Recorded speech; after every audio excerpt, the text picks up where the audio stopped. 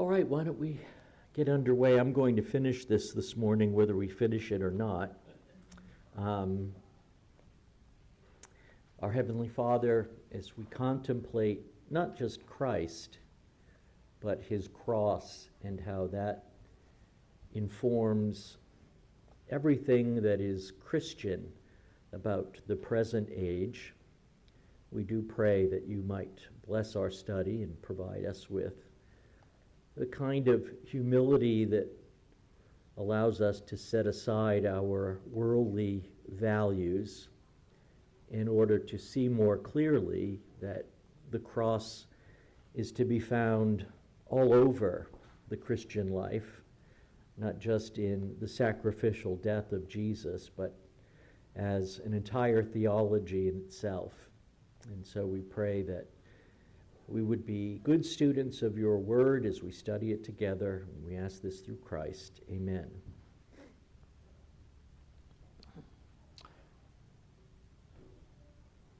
All right. I don't quite recall where I stopped, but because I've got 3 in a row that deal more directly with the study's focus, I'm going to just read them through with Luther's comments, because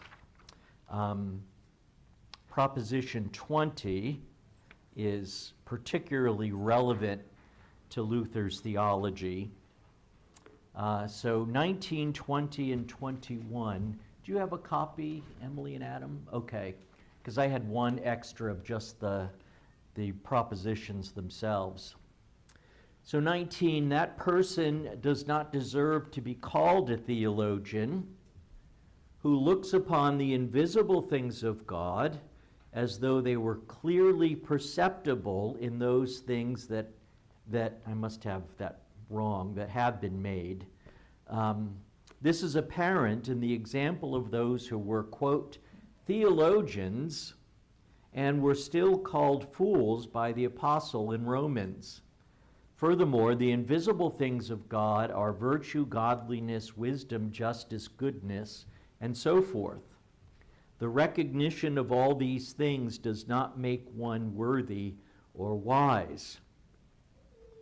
20. He deserves to be called a theologian, however, who comprehends the visible and manifest things of God. And the editor here, I think, brings out a more literal translation of Exodus, the backside of God, from when Moses was in the cleft of the rock and he asked to see God's glory, and God's glory passes him by, and he's only allowed to see it from the back. So I'll read that again with the translation change. He deserves to be called a theologian, however, who comprehends the backside of God, seen through suffering and the cross. And I would say that one is probably key right there. The back and visible things of God are placed in opposition to the invisible, namely humanity, infirmity, foolishness, etc. The apostle in 1 Corinthians 1 calls them the weakness and folly of God. Because human beings misused the knowledge of God through works, God wished again to be recognized in suffering and to condemn wisdom concerning invisible things by means of wisdom concerning visible things, so that those who did not honor God as manifested in his works should honor him as he is hidden in his suffering. As the apostle says in 1 Corinthians 1, for since in the wisdom of God the world did not know God through wisdom, God decided through the foolishness of our proclamation to save those who believe. Now it is not sufficient for any, and it does them no good to recognize God in his glory and majesty unless they recognize him in the humility and shame of the cross. You getting that? This is key. Thus God destroys the wisdom of the wise, as Isaiah says, truly you are a hidden God. Okay, so this is, how interesting is it that the Apostle Paul, who, let me put it this way, who goes out with a belief system, a message, and acknowledges or concedes the fact that what they are saying is inherently foolish? Who does that?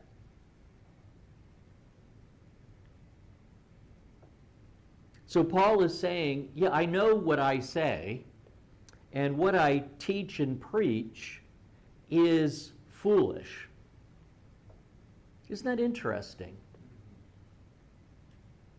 And this is why. And of course, Luther's just developing basically 1 Corinthians 1 through 4 theology, which, as we saw in the sermon series on it, is his response to the Corinthians deciding that the best way to run a church is to run it like all other organizations are run, as a business or as a association of like-minded people, where you create hierarchies and people develop a status in the church. You might even call it levels or classes. And Paul says, that's where you made your mistake. It's not that this problem exists, right? I could deal with this problem, and that problem all day long, but the fundamental problem was, oh, well, I should do it the other way around because we read left to right. The fundamental problem was here when you decided that a crucified Christ was inadequate for developing your church's life together. And once you made that mistake, all the other mistakes followed. Who does that? I don't even know churches that do that. I've heard plenty of people, even Presbyterian elders, over the years tell me, well, the church should be run like a business. In other words, the goal is efficiency, and that sounds right. But not anymore. Not to us. It shouldn't to us. We should go, ooh, wait a minute. Where are you taking your cues from? Right? So nearly all of my gentle critiques of evangelicalism, and they are gentle, are traceable back to that statement in Paul. For since in the wisdom of God, the world did not know God through wisdom, God decided through the foolishness of our proclamation to save those who believe. Right? So it's as if God was conscientiously usurping the world and all of its systems, and in a very provocative move, put forth a message that he knew was, by worldly standards, foolish. And he says so. Right? It's not like only in retrospect we kind of realize that, yeah, well, I guess so, this message is a little silly, isn't it? And that was the point I was stressing in that series. When Paul quotes the Old Testament, which he does 4 times about this single subject, 4 times he says, in effect, God announced that he was going to do this way back in the prophets. Not just the death of Christ, but God's attack on human wisdom and human systems. And so Luther's criticism here of the theologian is they've basically, these are my words now, they've made the Corinthian error all over again. And when I go and look around and see the big movements in evangelicalism, they are either the Corinthian error or the Galatian error. They are either human wisdom or a resort in one way or another to God's law, as which is an expired covenant. Okay? So I credit Luther. If anyone appreciates that in me, Luther gets the credit. If you don't like it, deal with Luther. He continues, so also in John 14, where Philip spoke according to the theology of glory, show us the Father, Christ immediately set aside Philip's flighty thoughts about seeking God elsewhere and led him back to himself, that is, to Christ. Philip, whoever has seen me has seen the Father. For this reason, true theology and knowledge of God are in the crucified Christ. As it is also stated in John 10, though there's a correction here, John 14:6, no one comes to the Father except through me. I am the gate, etc. And so, Proposition 21, the last one we'll deal with, a theologian of glory calls evil good and good evil. A theologian of the cross calls a thing what it is. This is clear, says Luther. The person who does not know Christ does not know God hidden in suffering. Therefore, this person prefers works to suffering, glory to cross, strength to weakness, wisdom to folly, and in general, good to evil. These are the people whom the apostle calls enemies of the cross of Christ, Philippians 3:18. To be sure, because they hate the cross and suffering, they love works and the glory of works. Thus they call the good of the cross evil, and the evil of a deed good. However, God can be found only in suffering and the cross, as has already been said. Therefore, the friends of the cross say that the cross is good and works are evil, for through the cross works are dethroned, and the old Adam, who is especially edified by works, is crucified. For those who have not first been deflated and destroyed by suffering and evil, it is impossible not to be puffed up by their own good works until they know that they are nothing and that their works are not their own but God's. That's a crowning statement. I think 20 and 21 are sort of the high points for our purposes in this review of the Heidelberg Disputation. So basically, Luther catches in the Bible, and remember, he's operating in this context of medieval Catholicism with its Thomistic theology and, of course, the pomp and circumstance of the papacy and all the rest. And he says, we only understand Christianity when we see it as topsy-turvy, as turning the way things are inside out.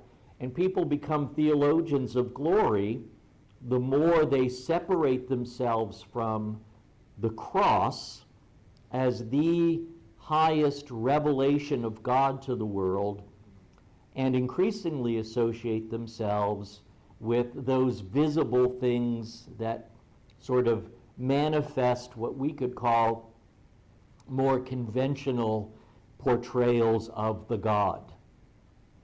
So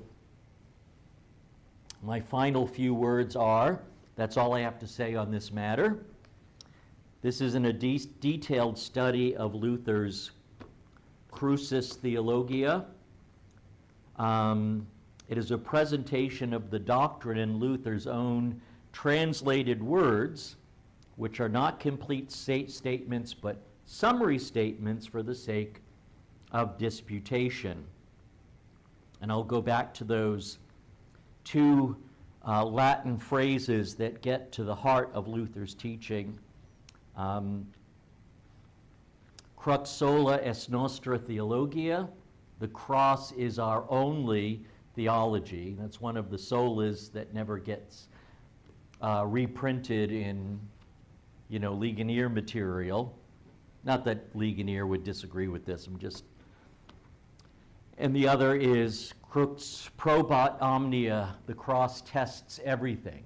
So you have this thing, the crucifixion event, and you can use it sort of like a Geiger counter.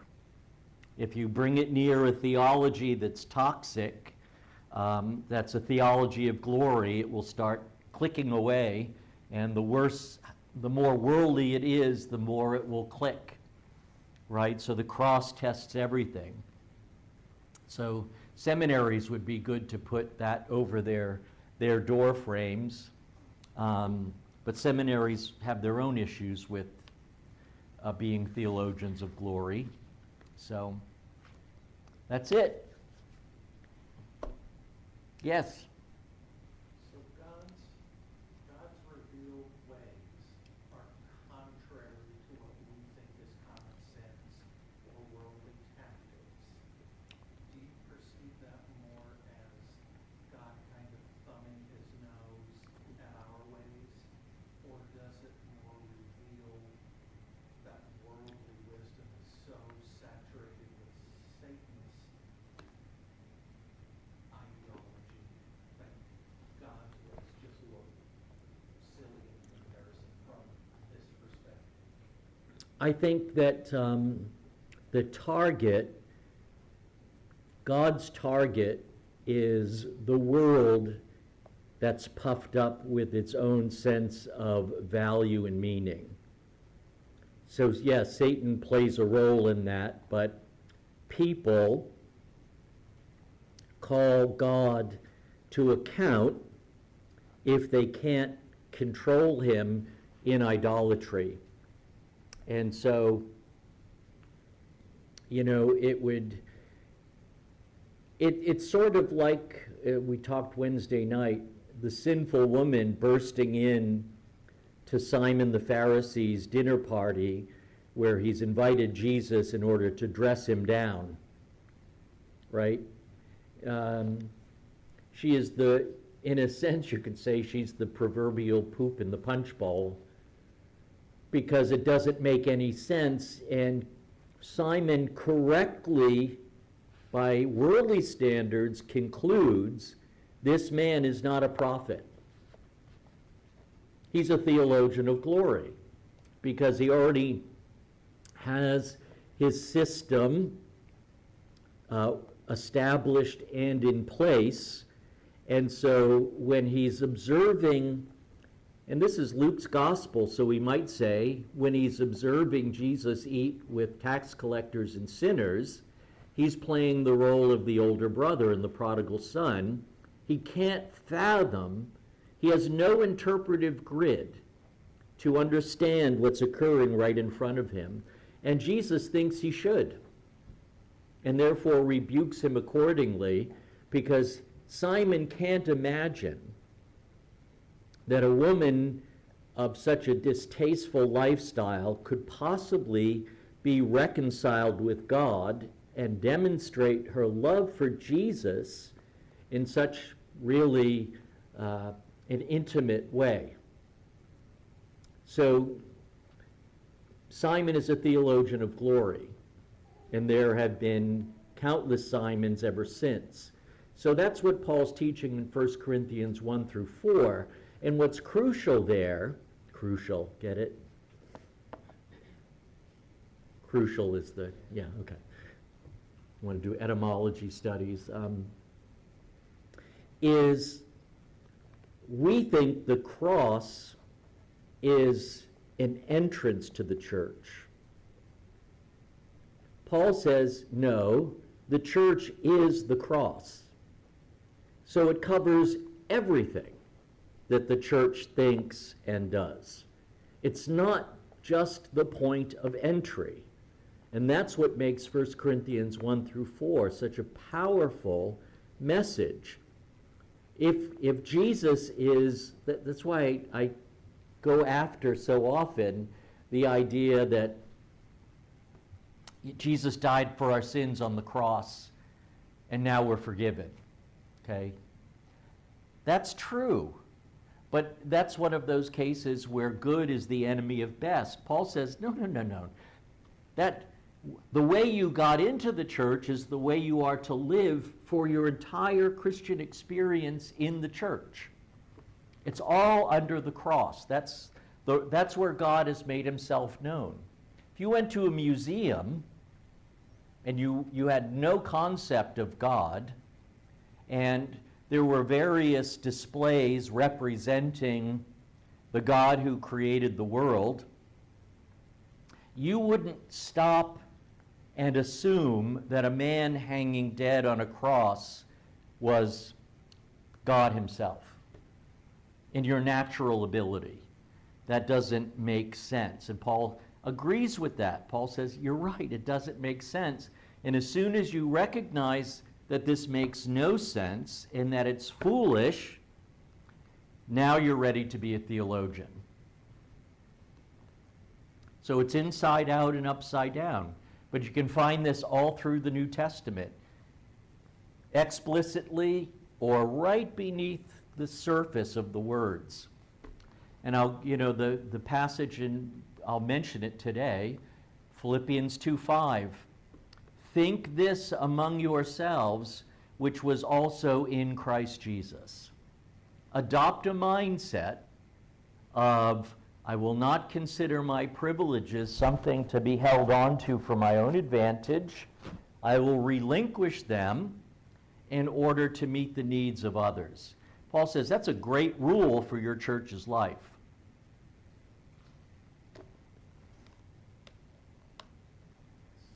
So,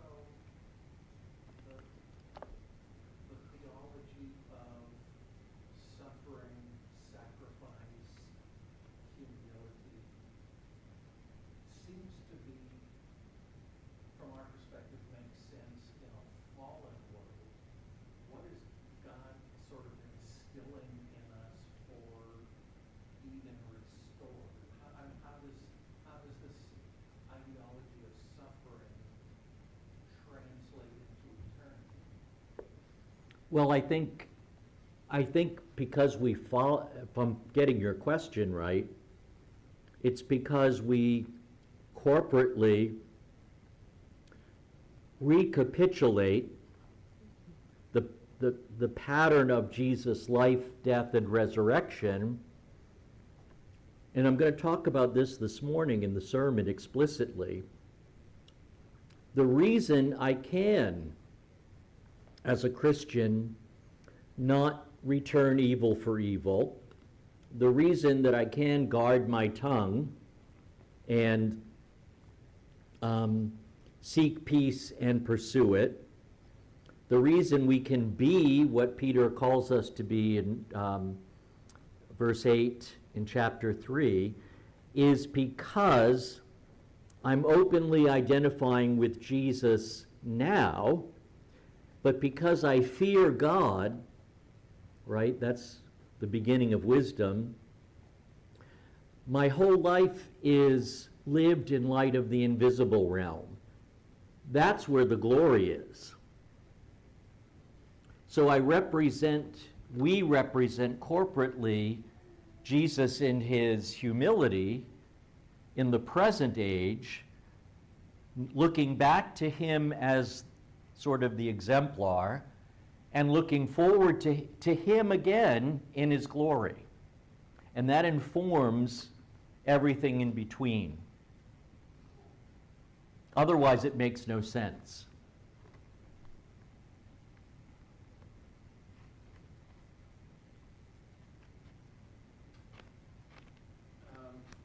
Theology of glory, when we look at it in the church, and we look at it broadly in America, I would say that theology of glory has either a total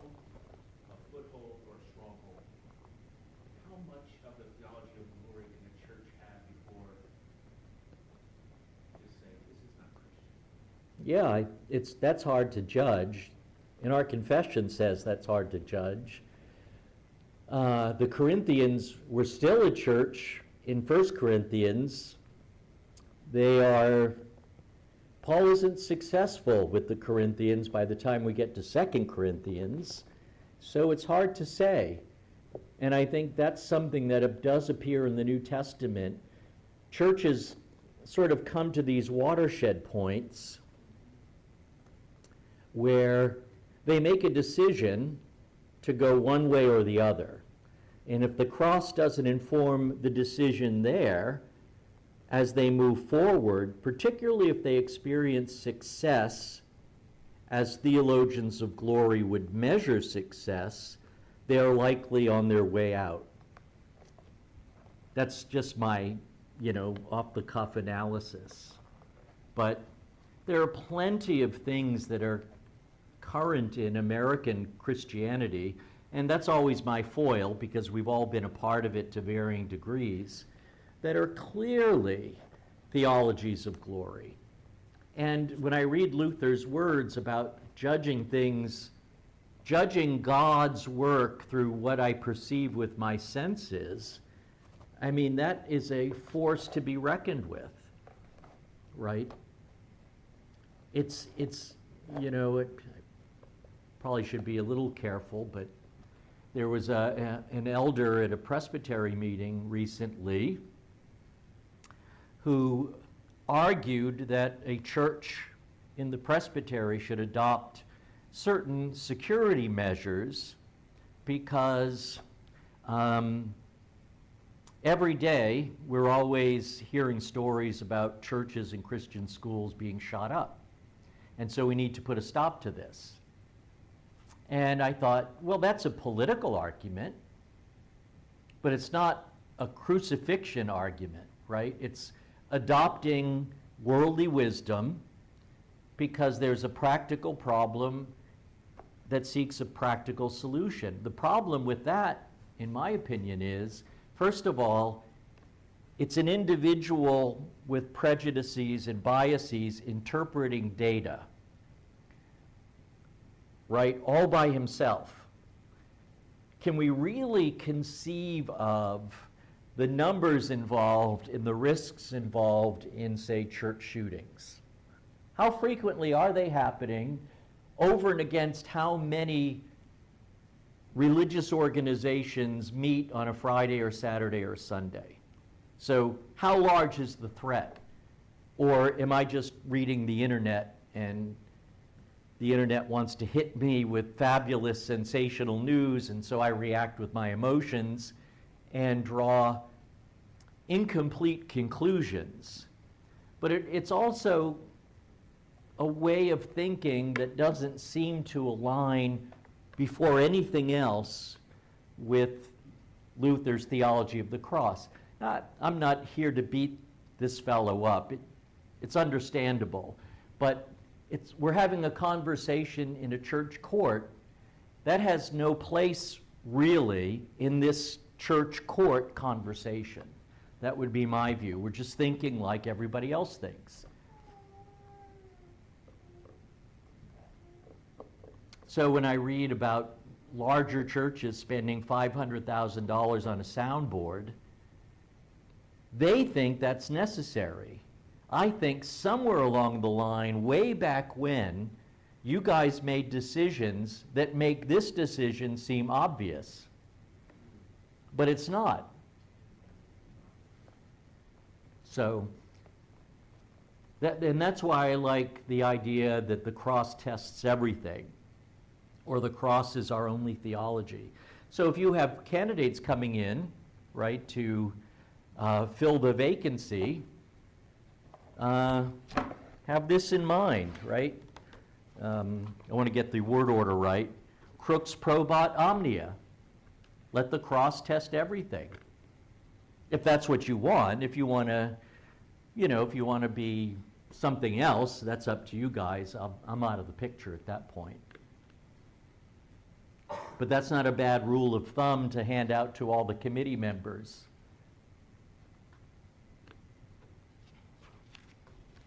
Something else.